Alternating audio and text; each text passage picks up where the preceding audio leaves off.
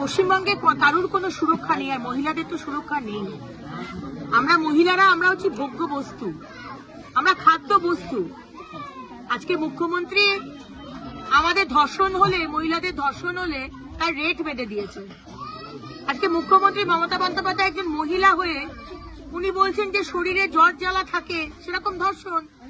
তাহলে এই মুখ্যমন্ত্রী যদি এই ধরনের স্টেটমেন্ট দেন, আজকে ধর্ষিতার পাশে না দাঁড়িয়ে তিনি ধর্ষকের পাশে দাঁড়ান।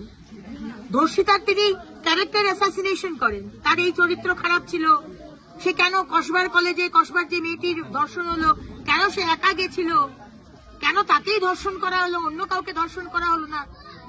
মেয়েটির পাশে না দাঁড়িয়ে এরা ধর্ষকদের পাশে দাঁড়ায়। সুতরাং এখানে তৃণমূল থাকলে কোনো মহিলা সুরক্ষিত নয়। তৃণমূলের বিসর্জন দিন, তৃণমূলের বিসর্জন দিয়ে মোদী সরকার এখানে আসুক, সমস্ত সুশাসন কাকে বলে সেটা 2026 দেখিয়ে দেবে।